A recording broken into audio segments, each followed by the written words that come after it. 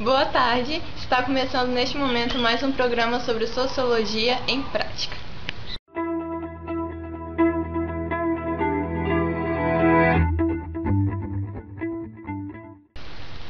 Um dos temas muito discutidos na atualidade é a desigualdade social. Por isso, a nossa repórter Maria Agner entrevistou o professor de Geografia, Eider Bosa, que vai explicar mais sobre esse tema. No Brasil, a desigualdade social ela é formada junto com a formação histórica do Brasil, né? Ela se formou pelas classes sociais que a gente tem no Brasil hoje, que herdam as mesmas classes sociais que tiveram no Brasil quando o Brasil surgiu, que eram os escravos, os índios e os fazendeiros, os senhores de engenho, né? Conforme o Brasil foi desenvolvendo e a história foi passando e o país chegou até o jeito que é hoje, a democracia que é hoje, essas classes sociais elas não foram alteradas. Hoje não existe mais os escravos, logicamente, mas existe a classe trabalhadora, que logicamente não é igual ao escravo, mas dentro das camadas sociais é a camada mais baixa, né? Que vende a sua força de trabalho para alguém, né? Ela não detém os meios de produção, ela precisa, o que ela tem é o trabalho para dar para alguém, e ela dá esse trabalho em troco de um valor para o dono de alguma empresa, de algum comércio, de alguma fazenda, de alguma indústria. E as classes sociais e a desigualdade social, no caso, elas estão relacionadas pela questão de que no decorrer da história do Brasil os governos não foram se preocupando em diminuir essas diferenças entre os que tinham e os que não tinham. Algumas políticas foram feitas, né, algumas medidas foram tomadas para tentar se diminuir pouco a pouco, um pouco essas diferenças, mas não foi feita nenhuma reforma mais brusca no sentido de tentar, de maneira estrutural, acabar com isso. Nos últimos 10 anos, o governo que a gente tem hoje aí, federal, ele tomou várias pequenas medidas para tentar diminuir, apaziguar essas diferenças sociais. Algumas coisas pontuais, por exemplo, como essas várias bolsas, o Minha Casa Minha Vida, algumas coisas relacionadas à educação, como o ProUni, a lei das cotas e tal, mas nenhuma reforma mais brusca no sentido de tentar, de fato, minimizar mesmo essas desigualdades, como uma reforma no sistema educacional, uma reforma no sistema de saúde, uma reforma agrária, no caso da desigualdade no meio rural. Nada dessas grandes reformas, que é quem de fato, que seria a medida que de fato diminuiria essas medidas, foram feitas por esse governo que está aí.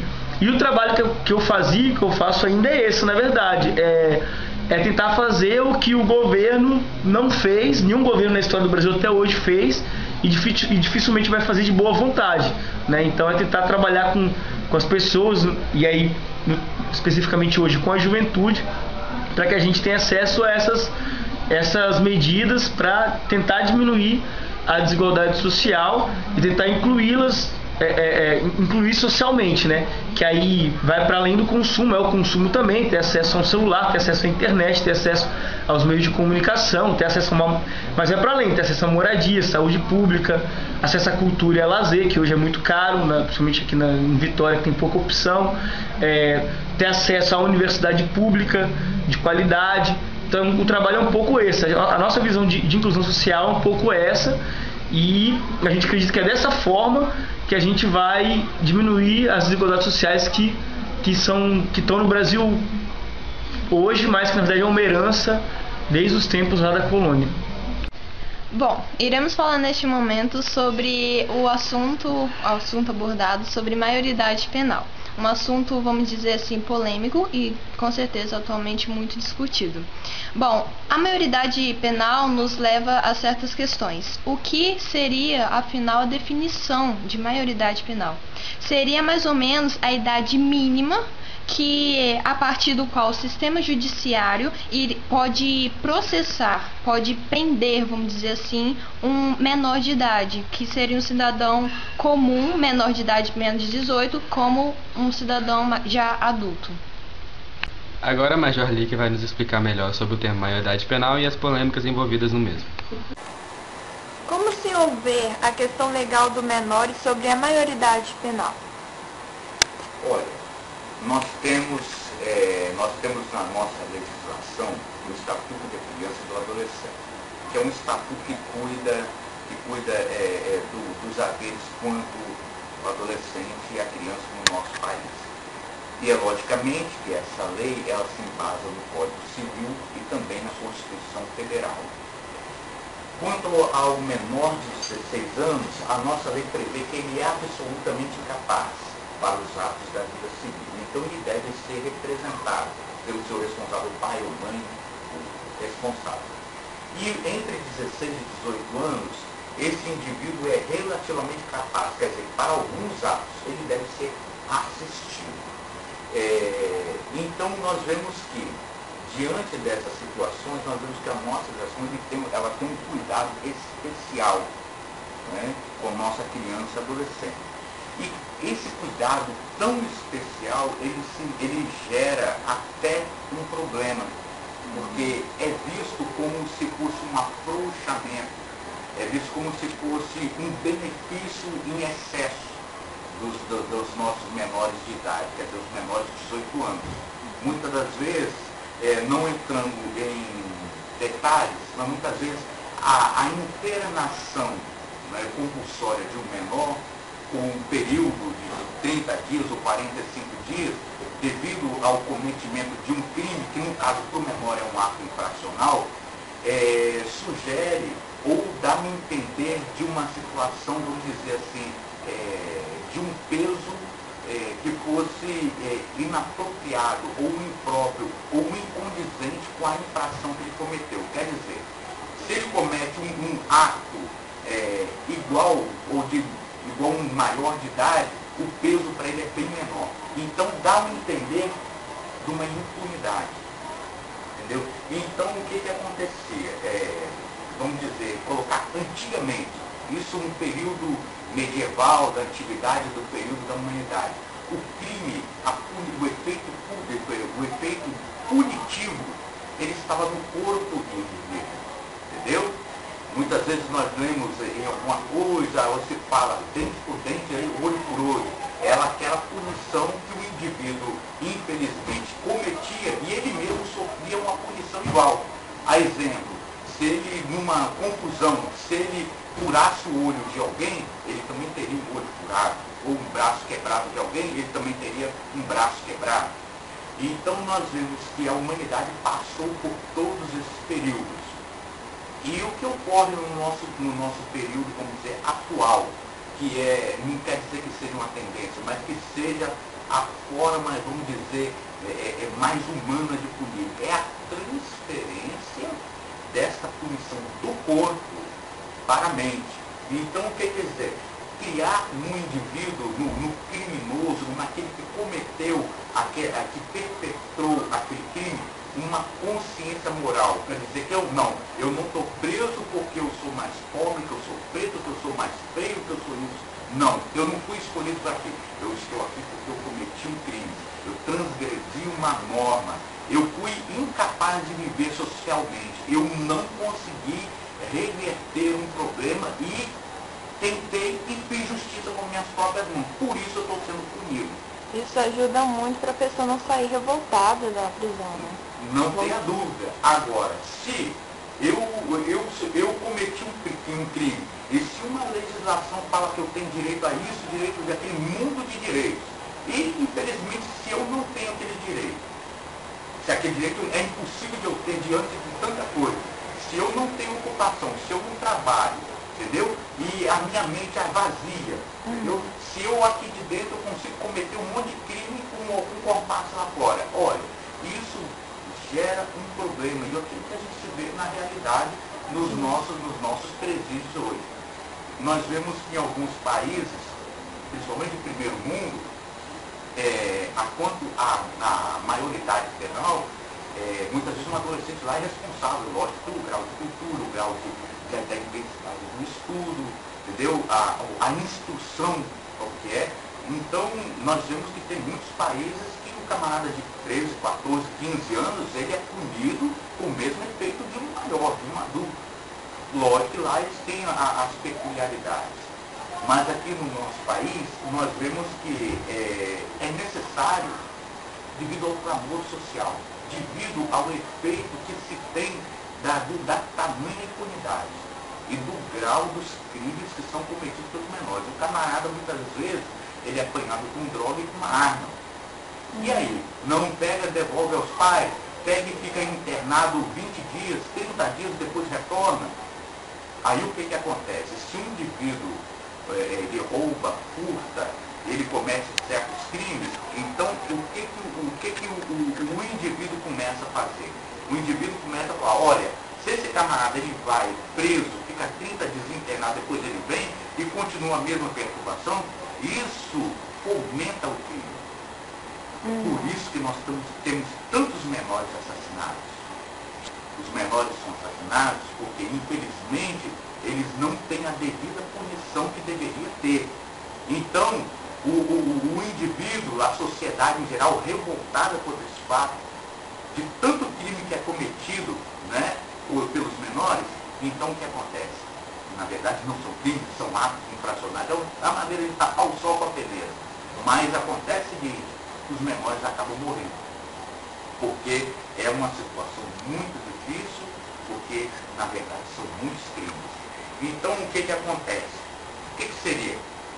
Punir conforme deveria ser punido, igual uma pessoa consciente que deve ser, porque é impossível que um indivíduo dos 15 anos não sabe o que é furtar, o que é roubar, o que é tomar algo de alguém à força, ou até mesmo homicídio. Então o senhor concorda? Sim, não tenha dúvida que um indivíduo de 15 anos ele tem que ser responsável. Não tem dúvida. Agora, temos coisa. Qual o benefício que teríamos com a menoridade penal, vamos botar 15 anos? Nós teríamos benefício do ordenamento social. Ordem, respeito, vergonha na cara, que falta muito aqui no Brasil. A punibilidade. O camarada sendo que ele fala, olha, se eu traficar, eu posso ser preso. Se eu traficar, eu posso ser punido. Olha só, a responsabilidade do ser humano quanto ao outro, o respeito que ele deve ter, entendeu? A atenção aos direitos da vítima, que aqui no Brasil é difícil. Se vê muito o direito daquele do apenado, do menor, é isso. E quem foi roubado? E quem teve a casa furtada? Da moça, da menina, da própria criança que tem vezes talvez foi estuprada. E aí?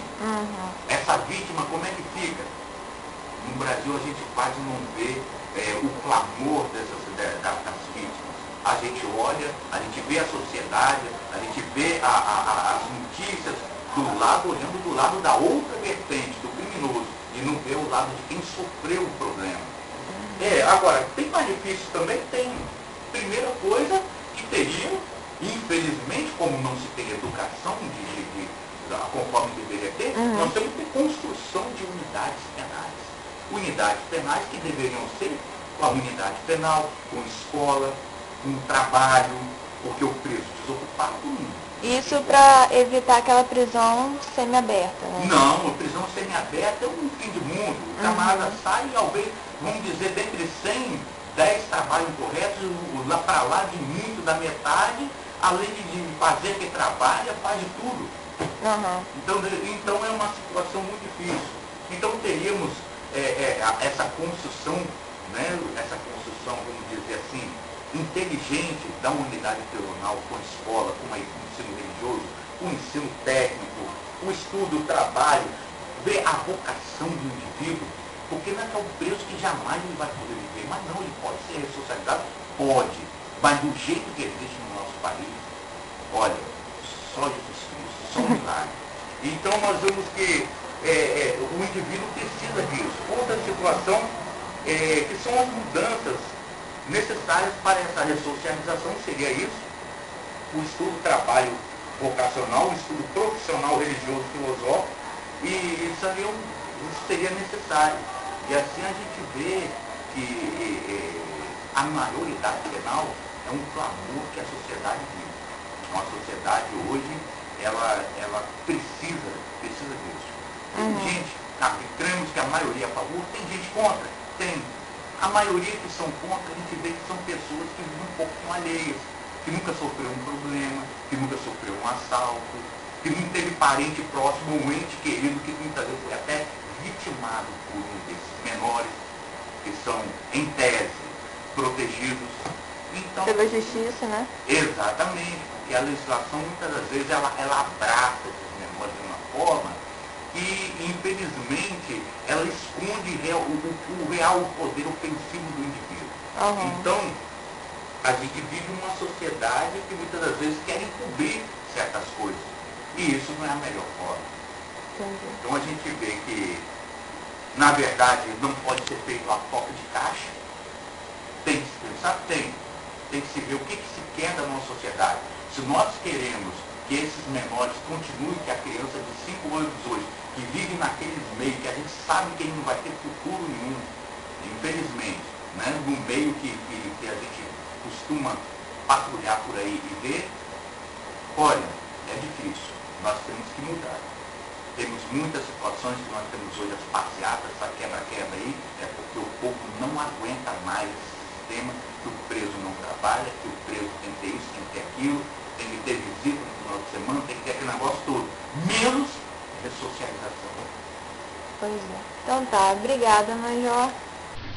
Bom, para falar sobre os movimentos sociais, achamos melhor colocar uma opinião de um dos nossos internautas, que seria uma coisa bem interessante. Vamos lá. Os movimentos sociais é a forma que a população encontrou para expressar sua vontade e mostrar que tem voz ativa, que quem faz seu país somos nós, que na maioria das vezes, mesmo não podendo ser ouvida, pode fazer a diferença no país. Um dos últimos manifestos que aconteceu na Grande Vitória foi a Marcha das Vadias, que passou sábado passado. Com a palavra agora, o nosso repórter que filmou os acontecimentos. Então, qual o motivo de você estar aqui hoje? A luta pela liberdade feminina, pelo feminismo mesmo em si. E essa igualdade, essa questão mesmo do princípio de liberdade. E o que você tem achado dos protestos que estão rolando aqui em Vitória?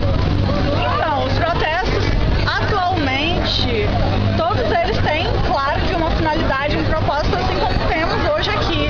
E eles têm tomado menos pessoas nas ruas, porém pessoas que de fato têm em mente que eles estão sendo oprimidos o tempo inteiro. Então os movimentos, as manifestações atualmente estão servindo para isso, para demonstrar o que a gente sofre de opressão. E você é a favor da violência nesse protesto do povo contra os centros públicos? Eu sou a favor, que é um meio de reação das pessoas contra meio que o governo e tal, essa opressão mesmo sofrida dentro do governo brasileiro. E qual você acha que vai ser a repercussão desse manifesto de hoje? Então, a repercussão mesmo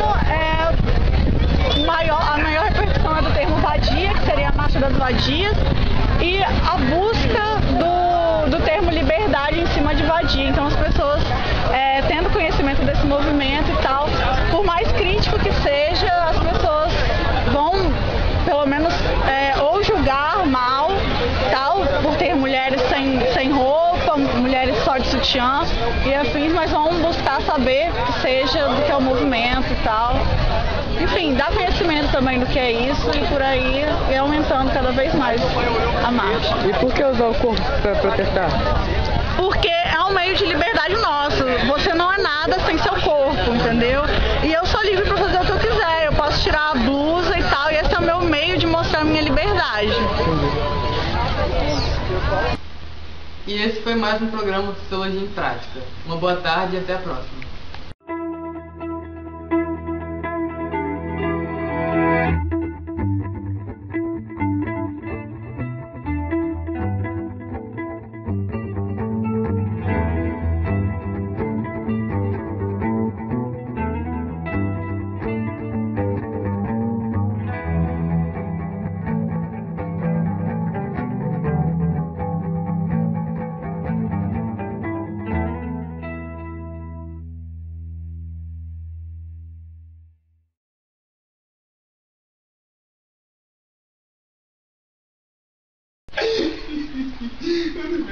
Boa tarde. Vou fazer o que eu falei. Você quer ser o ovo que falta da minha marmita? Ele tá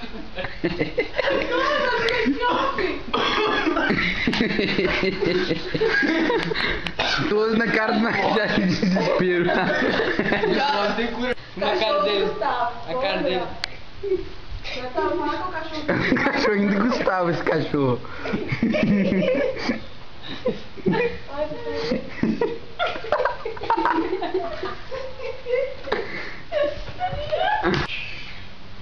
Boa tarde. No programa de hoje. Pai, você não vai aguentar ficar assim, velho. Eu vou, duvido? Duvido. Eu mereço. Tá valendo? No programa de hoje, os temas que serão abordados são... Eu gaguejei. No programa de manifestação... Não, cala a boca, Natan. E divisão social. Nossa. Os temas abordados no programa Os temas abordados no programa... Vai. As áveres.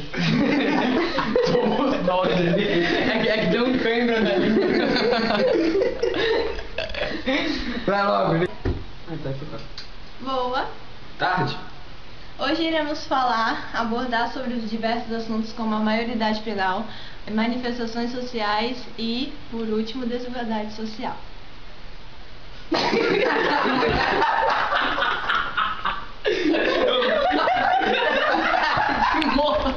Diretor do programa,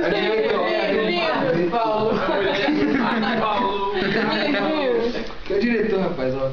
filmar ele só de meia preta, é bom filmar? Ação. Tira isso aqui, menina, pelo amor de Deus. Um dos temas muito discutidos na atualidade é a desigualdade social. Por isso, a nossa repórter Maria Agner entrevistou o professor de Geografia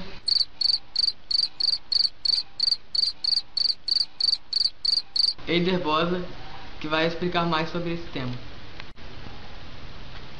Corta.